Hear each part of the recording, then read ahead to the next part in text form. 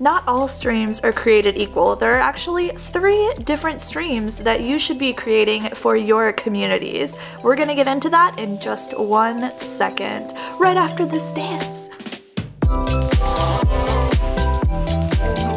What's up streamers, it's ashnichrist and welcome back to my channel where I teach you to pursue your dreams and learn to stream. If that is something that you are interested in, feel free to hit that big red subscribe button and join us. You're gonna get 4 videos a week from me about live streaming. Whoa!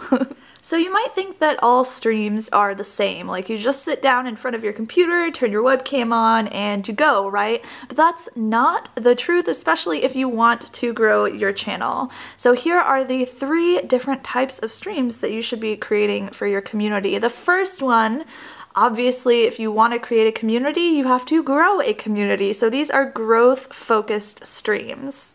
Growth-focused streams are all about strategy, so they're all about bringing new people to your community. One of the biggest decisions for a growth-focused stream is what game you're going to be playing and what time you're going to be playing that game. So obviously I never recommend that anyone choose a game just because they know that it's going to be good for their growth. You still want to enjoy the title, but choosing games that maybe you wouldn't usually play because they help you stand out a little bit more is a common strategy for growth-focused streams.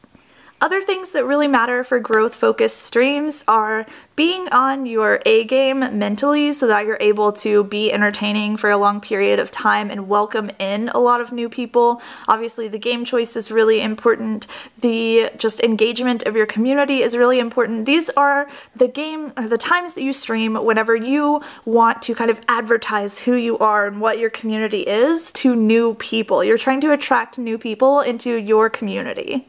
Now, after you get these new people interested in your community, what's the next step? What do you do with them? That is the second type of stream that you should be creating, which is community-focused streams. A lot of streamers do these with community nights, so they'll have like a weekly sub night or a weekly viewer game night where everyone just hangs out and plays together. These kind of streams, you don't want to focus on having super large amounts of strategy behind them. You want them to be about the community coming together and just having fun without worrying about numbers. So these are the streams that you create when you don't worry about the numbers at all. The numbers literally have nothing to do with what you are creating with these streams. Your goal with these community-focused streams is to create a bigger sense of community, to create and develop those relationships not only with you and your viewers, but with your viewers and each other. You can do this with community nights, you can do this with IRL streams, you can do this with just streams of your life, you can do this by just having a stream where you are sitting in the IRL category and you're just talking to your community. People really love those.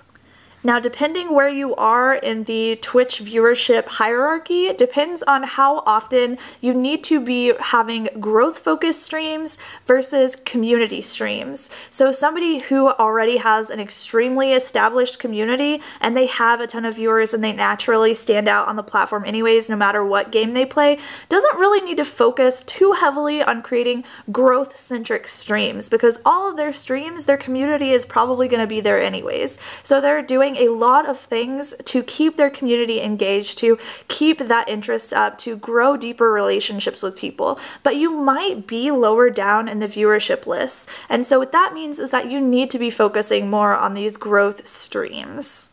I personally find that a good ratio of growth to community-focused streams whenever you are especially small is 80% growth streams and 20% community streams. So that means that if you are streaming 5 nights a week, 4 of those streams you are focused on growth, and 1 of those streams you are focused on just nurturing the relationships of the people that have come to your channel from those growth streams throughout the week.